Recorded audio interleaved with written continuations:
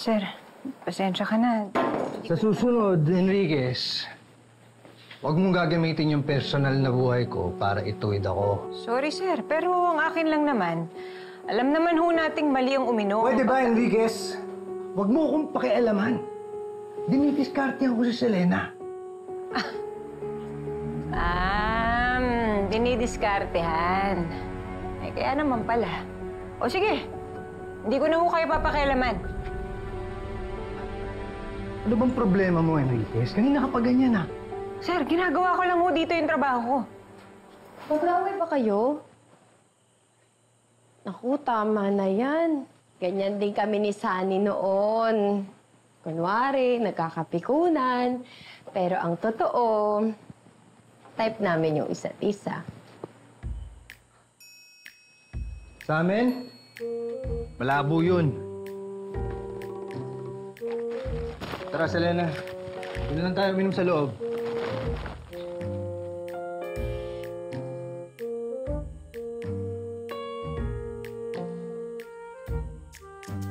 Style nito. Didiskarte lang pala. Akala ko naman na-offend ko. Ma'am Bobby, okay lang ba talaga sa'yo na uminom kami ni Sir Tonyo? Hindi. Bawal yan eh. Gusto niya. Hindi bahala siya. Talaga? Thank you!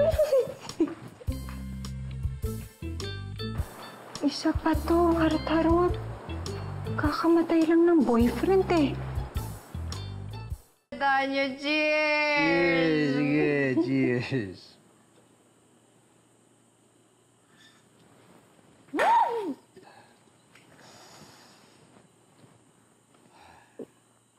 Alam mo, Sir Tonyo, cute kapag nakasmile. May kumukha ka talaga eh. Sino? Yung magiging anak natin.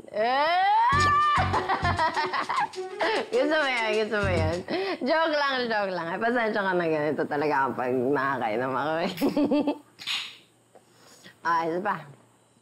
Pero hindi nga. Hindi niyo ba napag-uusapan ni Sunny noon na magpakasal o kaya magkaroon ng mga anak? Siyempre na pag-uusapan namin. Kaso nga to si Sunny kasi ayaw niya pa kasi yung trabaho niya mahirap. Tapos ang demanding nung amo niya. Parang sakal-sakal siya sa leg. Teka, sakal sa liig? Paano sakal sa liig? Ay, yung hindi siya nakakahindi. Tapos, tawag ng tawag sa kanya yung amo niya. Pero, malaki naman magpasweldo. Kaya nabila niya ako nung necklace na may emerald na pendant. Dito. Tingnan mo ha.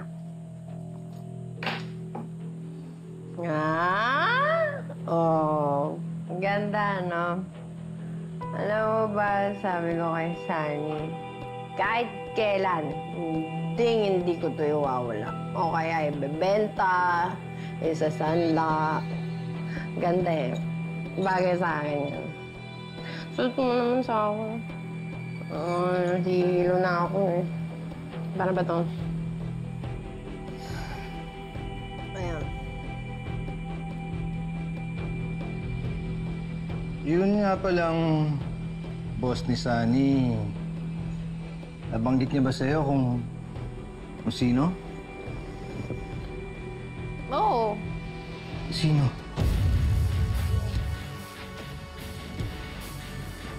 Hindi ko talaga maalala. Matigas ang ulo nito eh. Pakayabang pa. Sige. Antay ko na yung text nyo.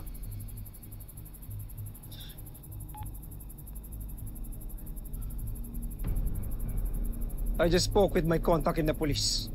He doesn't know the exact address of the safe house because only the 2 escort police knows the exact address.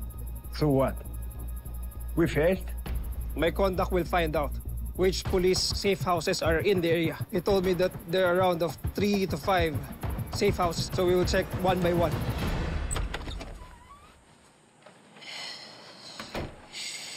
Ano ba tong si Lola? Bakit naman ganito yung pinabaang sa akin ng damit? Sus. Eh, bakit maraming pera yung boss niya? Saan daw niya kinukuha? Saan pa ba? Di sa kaban ng bayan. Oh, cheers! Nagtatawanan na, ah. Mga lasing na siguro. Anong ginagawa nitong dalawang to? Kaban ng bayan, ha? Saang bayan daw? Hindi ko nga alam eh. Basta ang alam ko, malaki yung perang binibigay niya kay Sunny. Kaya nga nabilan ako nitong gandang kwintas na to eh. Pero ito, sikreto lang natin to ah. Sa'yo ko lang sasabihin to.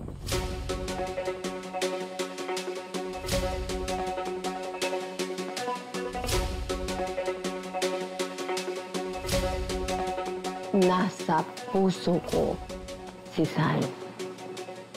Gusto mo makita? Hindi mo makita ito eh. Ah, Eto, tignan mo. Ayan! Ito si Sunny. Pero maliit lang. hindi, malaki nga eh. Eh, ibig sabihin yung puso mo malaki. Kasi syempre meron din yan si Sunny. Gusto mo ikaw din? Jane. Baka si Sunny. Nagmumulto. Tumimiss ka yata eh. Alam mo, hindi ako natatakot sa multo. Natatakot ako sa mga feelings na hindi na-explore.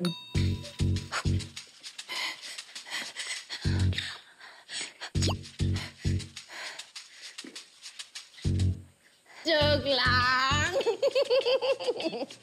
Di ba, Sensya ka na ganito talaga ako pag nalalasing ako kung nagagalit din sa si Sunny pag ganito. At tara, shot pa.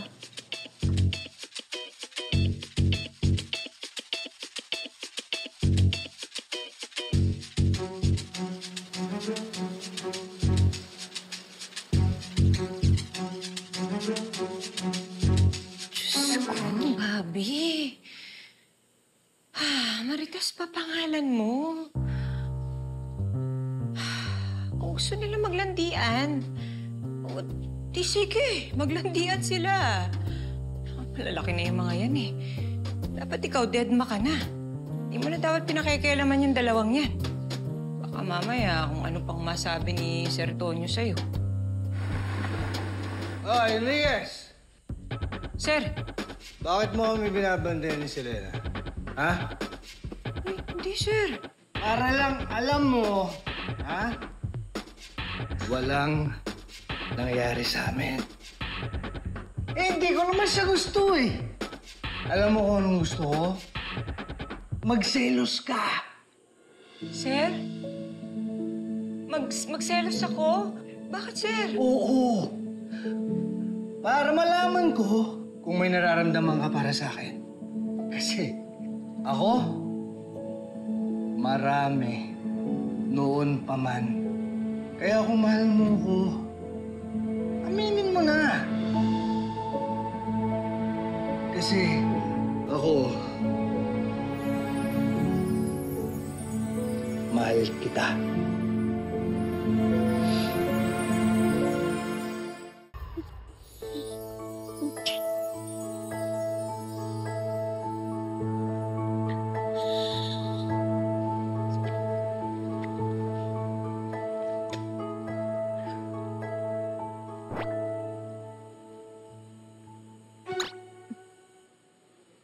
Sir, ba't di naman ako sinasampal?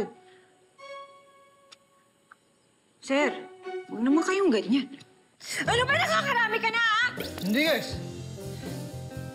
Umayos ka, nananaginip ka. Sasalita ka pala kapag katulog, ano? Sino bang kaaway mo? Wala, yung mga magnanakaw. Nanakaw. Bakit? Ano bang ninakaw sa'yo?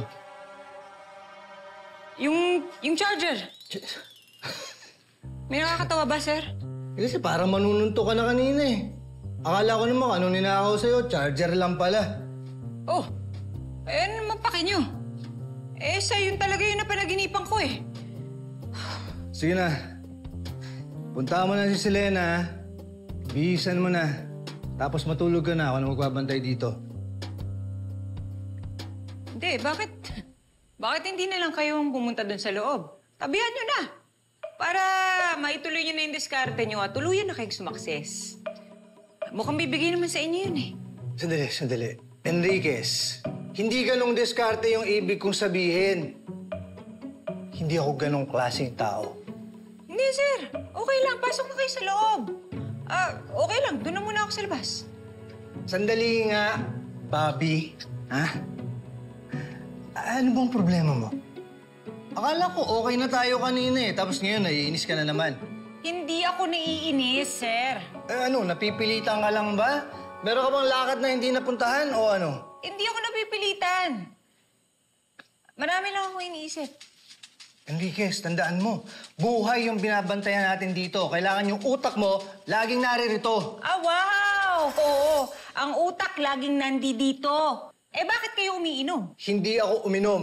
Hindi mo ba narinig yung sinabi ni Selena na nagiging madaldal siya at komportable tuwing nakakainom? Kaya sinamahan ko siyang uminom para magtiwala siya sa akin, baka masabi niya yung totoong dahilan kung bakit gusto siyang patayin. Kahit hindi naman niya sagutin, alam ko may idea siya kung sino ang boss ni Sunny. At kung sino man yon, sigurado akong sangkot siya sa bank robbery at sa kidnapping. Dapat sinabi niyo sa akin. Akala ko gusto niya lang manyakin si Selena eh. Hindi ako ganong klaseng tao, Enriquez. Sorry po, sir. Ano, sir? May nasabi ba siya? Hindi kompleto. Pero mukhang meron siyang politikong tinutukoy. Kaya kung pwede ba, Enriquez, punta mo na si Selena, bihisa mo na siya, at matulog ka na. At may check lang ako sa likod. Hindi ako matutulog, sir. O bahala ka!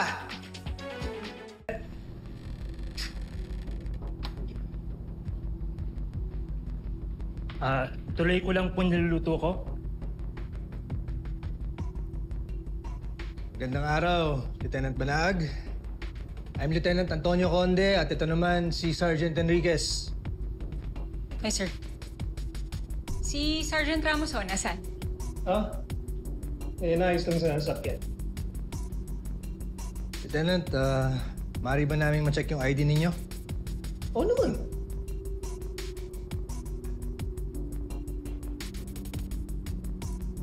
Miss Elena, magandang umaga. Good morning din po. Oo nga pala, si Mang Erning, yung caretaker dito. Medyo may diferensya yung pandinig. Sira na naman yata yung hearing aid niya. Kaya kung may kailangan kayo, kalabitin niyo na lang. Paano, Selena? Mauna na kami. Salamat talaga sa inyo, ha. Magkikita pa naman tayo, di ba? Oo, may ongoing investigation pa tayo, kaya sigurado magkikita pa tayo. Enriquez, mauna na ako sa kotse, may ayusin lang ako. Sige, sir. Sunod ako. Kunin ko lang gamit ko. Lieutenant, kayo nang bahala. Sir Jeremy, si Major Sevilla nandun pa po sa Witness Protection Department? Si Major Sevilla. Kausap ko pa nga siya bago ako pumunta rito eh. Siya yung nag-train sa akin eh. Ang bait nun. Oo, mabait talaga yun. Upo muna kayo. Pasa kayo. Ano po?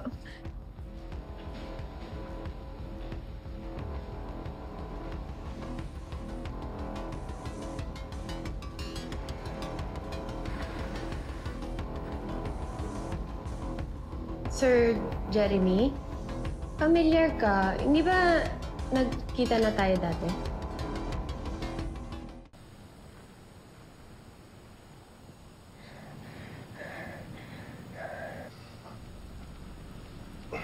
Sergeant Ramos! Kailangan mong tulong?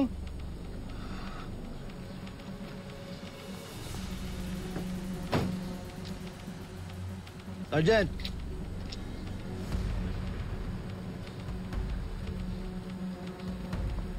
Sargento!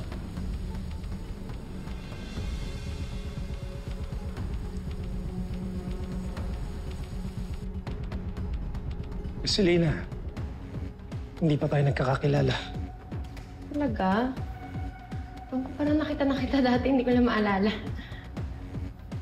Sir, magluluto akong pakbet. Si Mang Erning, bingi talaga siya. Oo, mahina na yung pandinig niya eh. Familiar ka talaga sa akin eh. Hindi mo ba kilala yung ex ko? Si Sunny? Pabalik na pala si Major Sevilla. Alam ko may malalang sakit yun, ha?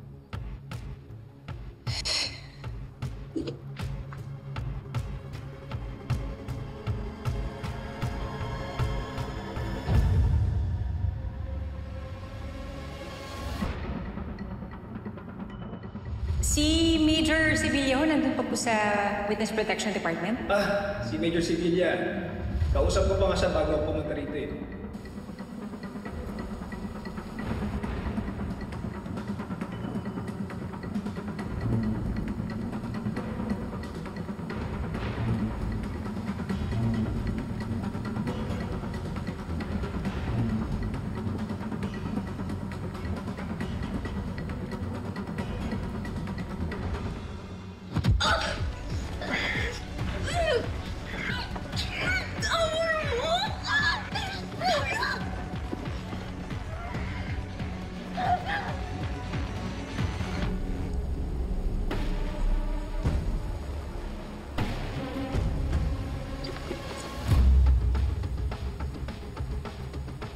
Baba mo yung baril mo.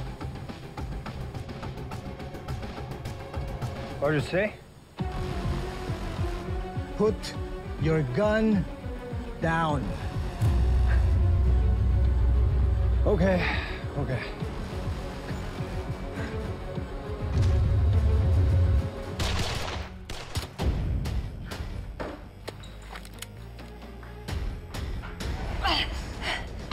Sir! Anong ginagawa niyo?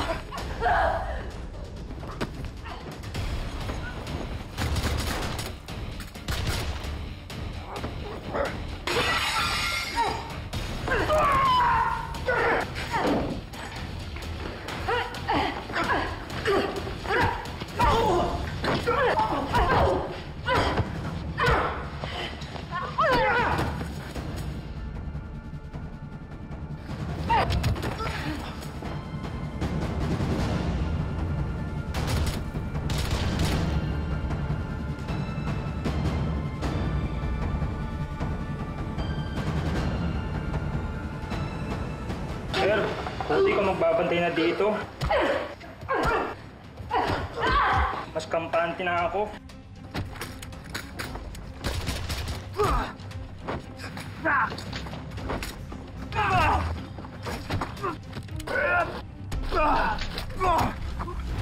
Wala akong problema kay Sir Tonyo.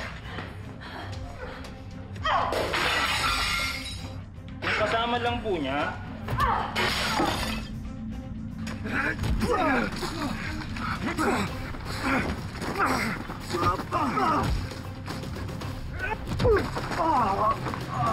Alam niyo sir, nung nakita ko kagabi si Ma'am Bobby, sabi ko, napakaganda naman ang pulis na to. Parang napakahinhin at di makabasag pinggan. Yung tipong di mo rin makipaglaban na makipag-away. Paano kung may sumugod dito? Baka magugbog lang si Ma'am Bobby. Eh, hindi nga marunong makipag-away. Kita niyo naman, matipuno. Tapos mukhang batak na batak sa bakbakan.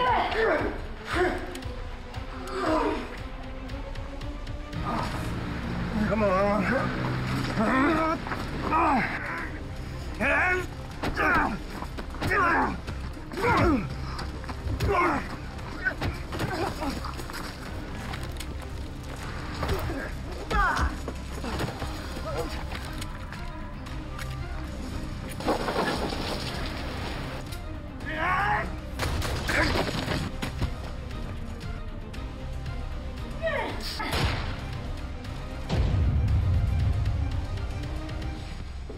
Ano nga po palang gusto nyo sa pakbet? Half cook o yung medyo lamog yung gulay? Sabi nga nila, ang gulay, pampahaba ng buhay. Half cook po, Manong.